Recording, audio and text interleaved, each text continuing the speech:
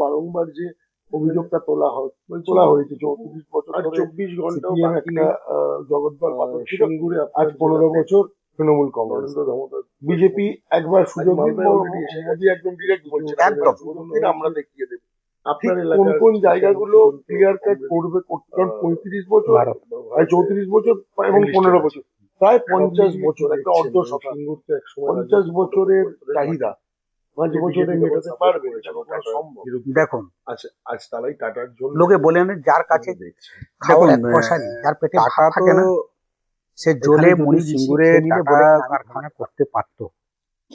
তো 5 বছর বাংলার মানুষ পুরো স্বপ্নটা তো পুরো হবে না, কিন্তু এইটুকু আর টাটা বলতে পারি মোদিজির কারখানা হতো মানে হবে। আর কলকাতা এখানে কোনো দুর্নীতির জায়গা নেই আর 2 নম্বরই কোনো জায়গা নেই।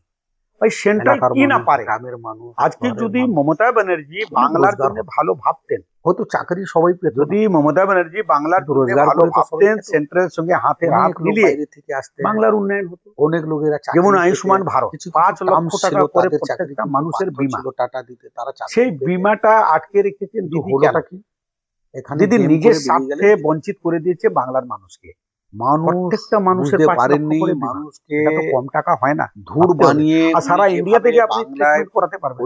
বাংলা বলে সিপিএম কে আপনি চেন্নাইও যেতে পারবেন, বেঙ্গালুরুও যেতে পারবেন, মানুষ তো তৃণমূলের চক্রান্তে পারবেন, গুজরাটও যেতে পারবেন, আসামও যেতে পারবেন, বিহারও যেতে পারবেন, বাংলাও করাচ্ছি তার থেকেও বেশি সেটা যদি বঞ্চিত করে রেখেছেন তো মানুষ এটা না হলে তো আমার উচিত সেই জায়গাটা চাষির জমিটা যেভাবে টাটা বিহার কোথায় ছিল এখন তো দিয়েছিলেন ইউপি 25 কোটি মানুষ দেননি। এই 9.5 কোটি সবাই পয়সা দিয়ে হাবুডাবু খাচ্ছেন, সবাই চাকরির জন্য রাজি হয়েছিল। এক সাইডে ডিজি এক সাইডে মনোজ বর্মা কমিশনার, এক জায়গায় রাজীব কুমার, ওরা কত দুজনকে হাতে নিয়ে চাষি মানুষ একদম পুরো অত্যাচার হচ্ছে বাংলার মানুষের উপরে।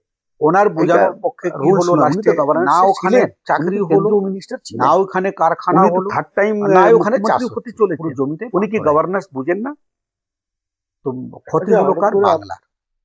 তো বাংলার যখন ক্ষতি হলো তা বাংলার মানুষ এবার বুঝতে পারছেন 14 বছর হতে চলেছে থার্ড টাইম সিএম উনি। এবার সেই সিঙ্গুর থেকেই উত্থান হবে, এখানে দেখবেন পরিবর্তন হবে, বিজেপি সরকার করবে আর ওইখানে রোজগার হবে। টাটাকে আবার বিজেপি নিয়ে আসবে, টাটা আসবে, আদানি আসবে, আম্বানি আসবে, সবাই আসবেন। আপনারা দেখুন আজকে কেন্দ্র সরকারের হাতে যেমন রেল আছে 101 অমৃত মহোৎসব রেল উদ্বোধন হবে বাংলায়।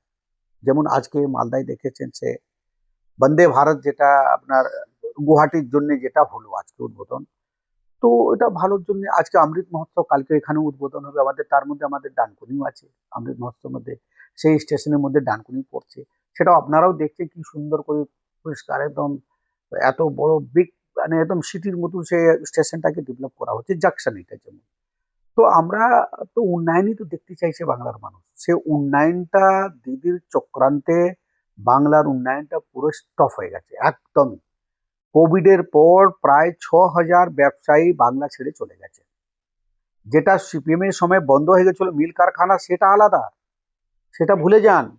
কোভিডের পর 6000 ব্যবসায়ীরা বাংলা ছেড়ে চলে গেছেন। এটা তো সাধারণ মানুষকে দিদি জানতে দেন না। 100 দিনের যে গল্পটা ছিল সে 100 দিনের টাকা কেন্দ্র থেকে আস্তে আস্তে আস্তে আস্তে 6,62 কোটি টাকার বাংলা ঋণ হয়ে গেছে, যেটা 2,72,000 কোটি টাকা ছেড়ে গেছিল সিপিএম।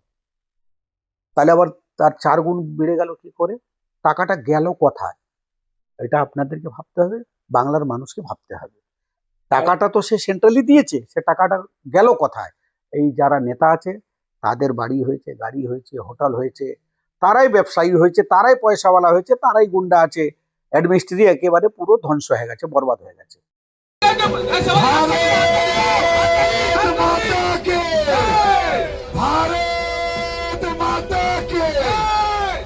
প্রধানমন্ত্রী নরেন্দ্র মোদী भारत माता की भारत माता की भारत माता की नरेंद्र मोदी जिंदाबाद।